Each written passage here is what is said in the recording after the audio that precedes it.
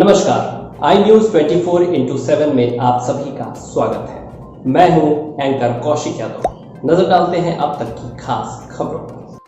नमस्कार, मैं कोनिका दास। मैं मौजूद हूँ ग्राम सभा भित्री में, जहां मेरे साथ प्रधान जी के रूप में विपिन कुमार सिंह जी मौजूद है। मैं इनसे जानना चाहूंगी कि अभी तक इन्होंने 2 सालों में अपने ग्राम सभा में क्या क्या विकास कार्यों को अंजाम दिए हैं और आने वाले 3 साल में क्या रूपरेखा तैयार की है ताकि इस ग्राम सभा का कायापलट हो सके। विपिन जी, आपका हमारे चैनल में स्वागत है। जी, सबसे पहले तो आपका बहुत बहुत धन्यवाद। और हम आपको बता दें कि मेरा नाम विपिन सिंह है और ग्राम पंचायत भित्री विकासखंड केराकत, जनपद जौनपुर। क्या जानना चाहती हैं? आपने अभी तक 2 सालों में अपने ग्राम सभा में क्या क्या विकास कार्य करवाए?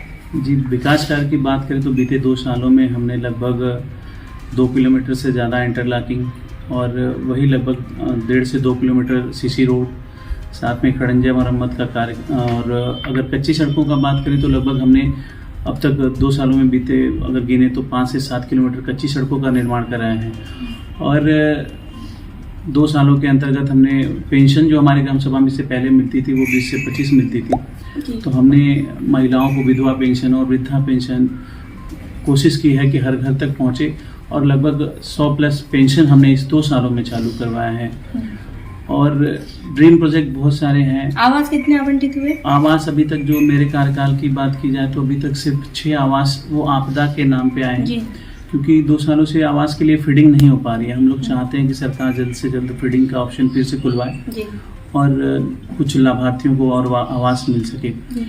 और शौचालय बीते 2 साल में जो हमारे माध्यम से गया है वो 2 से 3 गया है, क्योंकि हमारा गाँव पहले से ODF है। पुराने प्रधान जी लगभग 350+ शौचालय का निर्माण करवा चुके हैं, तो आवश्यकताएं पूरी हैं।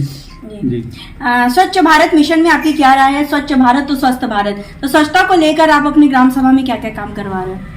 देखिए, स्वच्छ भारत स्वस्थ भारत ये मोदी जी का भी सपना है और हम लोगों का भी विजन है। पहले से भी हम लोग स्वच्छता के लिए काफ़ी कार्यक्रम करते रहेंगे। आपको हम बता देना चाहेंगे, आप हमारे ग्राम पंचायत में जाके लोगों से पूछेंगे तो आप हमारे ग्राम पंचायत में, जैसे भारत एक ग्रामीण देश है और यहाँ सड़कों पे अक्सर घास और वो खरपतवार आपको देखने को मिलेगा, लेकिन हम चाहेंगे कि आप सर्वे करेंगे हमारे गांव का तो आपको कहीं भी गंदगी नहीं मिलेगी। और मेरे आने के बाद मेरे पंचायत में ऐसी कोई भी सड़क नहीं है जहां आपको जाने में असुविधा हो या घास और खरपतवार का सामना करना पड़े। और हम लोग कार्यक्रम स्वयं भी चलाते हैं। हमने कोशिश की है कि जैसे 2 अक्टूबर को सिर्फ सफाई कार्यक्रम आप देख सकते हैं। 2 अक्टूबर को मैंने पूरी टीम लेके सुबह से शाम तक पूरे गांव की जो सफाई की वो अलग। हमने कोशिश की है कि हर महीने 2-4-10 युवा साथी भी हैं हमारे साथ, हर महीने गांव की किन्हीं न किन्हीं सड़कों का और सफाई कार्य किया जाता है। आपकी ग्राम सभा में जब हम सर्वे किए तो बहुत सी जनता उनसे मुखातिब हुए, जिनका कहना था कि आपके काम से बहुत लोग खुश है, लेकिन कुछ लोगों का कहना था कि जल निकासी न होने का नालियों में जल भराव रह रहा है, कूड़ेदानी की व्यवस्था नहीं हो पाई है, जिससे मच्छरों का प्रकोप है। इस पर आप कुछ कहना चाहेंगे? जी, आपको कोनिका जी हम बता दें कि हमारी ग्राम पंचायत एक साफ सुथरी और सुंदर ग्राम पंचायत है।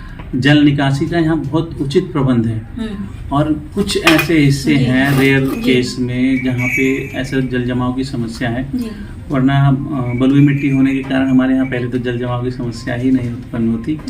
और कूड़ेदान हमारे यहाँ बनाया गया है, कूड़ेदान की भी घर की व्यवस्था है। RRC सेंटर हो चुका है। हाँ जी, RRC सेंटर बन गया है। अभी हर घर से कूड़ा उठाने की व्यवस्था नहीं हो पाई है, वो जल्दी RRC सेंटर जैसे हमारा चालू होगा जी, चालू होते ही हर घर से कूड़ा उठाने के लिए भी हमारे यहाँ सफाई कर्मचारी भी हैं और लोग भी हैं, तो उन माध्यमों से हम उसको। सरकार की 19 पैरामीटर पर आप काम कर चुके हैं, जैसे विद्यालयों का कायाकल्प और आपका सचिवालय का निर्माण, ये सारी चीजें हो चुकी हैं? जी बिल्कुल, सरकार के 19 पैरामीटर पे हम काम कर चुके हैं। आप हम चाहेंगे कि हमारे विद्यालय का, और हम बता दें कि हमारे यहाँ विद्यालय नहीं, हमारे यहाँ उप स्वास्थ्य केंद्र था और आज से बहुत पहले लगभग 25 साल पहले उप स्वास्थ्य केंद्र का निर्माण कराया गया था। बीच में 15 से 20 सालों तक उप स्वास्थ्य केंद्र का जो हालत थी वो बहुत ही जर्जर दशा में थी।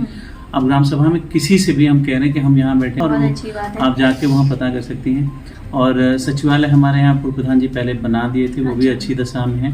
विद्यालय भी हमने कोशिश की थी लेकिन हमारा चयन नहीं हुआ, पर हमारा विद्यालय मैं दावे के साथ कह सकता हूँ कि मेरे ब्लॉक में सबसे विद्यालय है। स्वास्थ्य की बात करूँ तो हमारे उप मुख्यमंत्री ब्रिजेश पाठक जी स्वास्थ्य मंत्री भी हैं, स्वास्थ्य के प्रति काफी जागरूक है, तो आप अपने ग्राम सभा में स्वास्थ्य को किस स्तर पर आगे ले जाना चाहते हैं?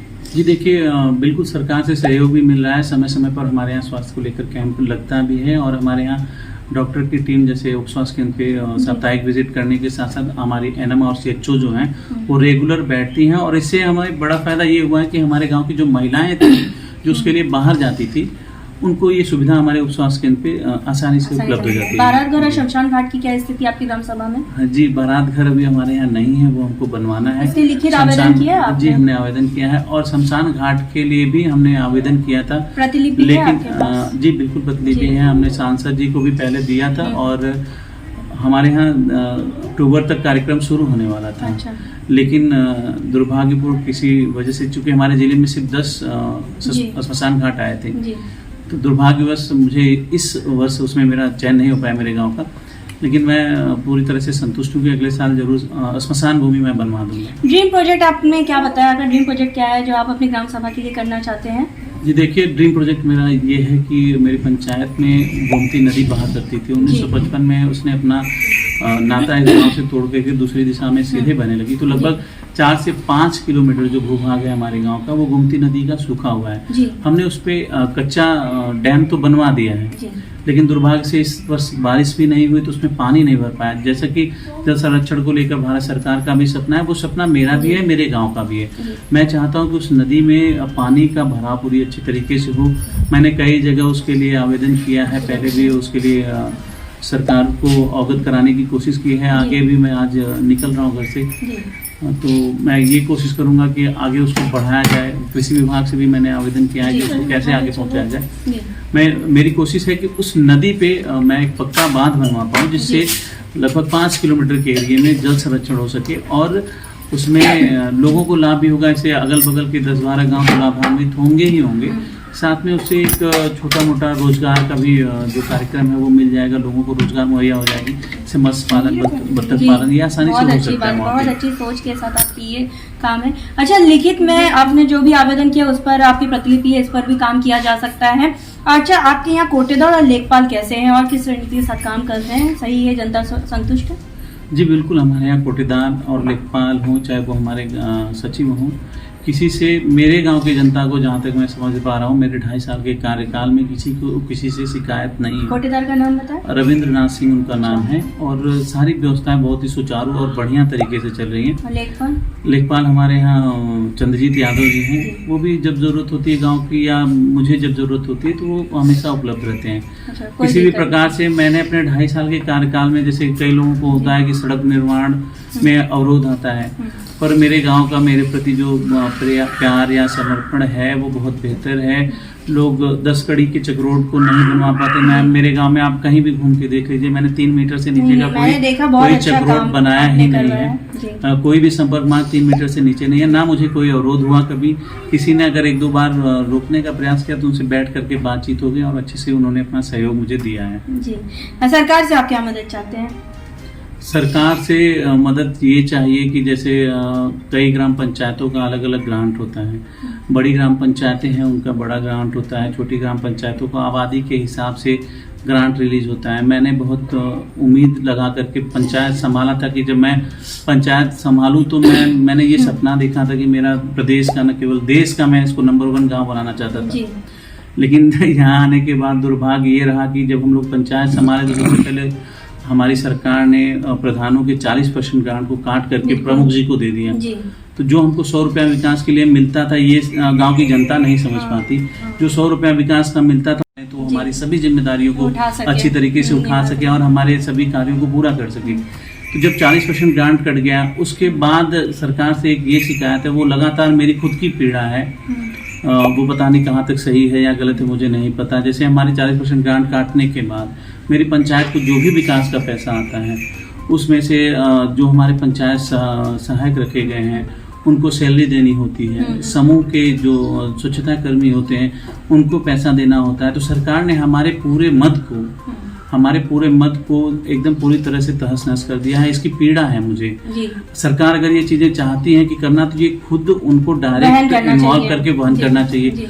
अब गांव ने वोट दिया, सरकार भी जानती है कि अगर प्रतिनिधि चुना है तो जी। उनकी उम्मीदें हैं हमसे, जी, जी। हम उनके लिए काम करें जी। और काम करने की हम इच्छा भी रखते हैं।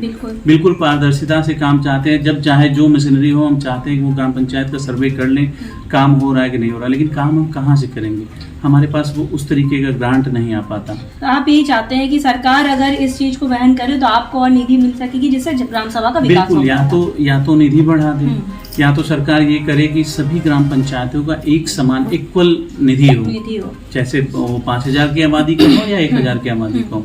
1,000 की आबादी पे हमारे यहाँ हमारा दुर्भाग्य देखिए कि हमारे यहाँ आबादी लगभग 3500 प्लस है, लेकिन अब 2011 की जनगणना के आधार पर हमारी आबादी 2000 के हिसाब से हमको ग्रांट आता है। बताइए कैसे हम पूरा कर पाएंगे।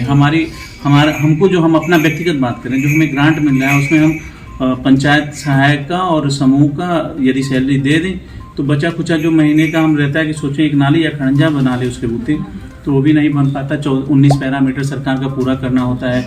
ये दुख के साथ कहना पड़ रहा है कि शिक्षा विभाग का पैसा आता है, वो ग्रांट शिक्षा विभाग को डायरेक्ट विद्यालयों के लिए रिलीज करना चाहिए। विद्यालय मेरी जिम्मेदारी है, मेरा गाँव है, उसके डेवलपमेंट के लिए मैं संपूर्ण तैयार हूँ, लेकिन समस्या ये आ रही है कि जो पैसा मेरे पंचायत के डेवलपमेंट के लिए आ रहा है, मैं गांव के हर व्यक्ति को तो नहीं समझा पाऊंगा कि नहीं मैंने गांव के विकास का पैसा विद्यालय में मुझसे लगवाया गया है। बिल्कुल नहीं समझा सकते।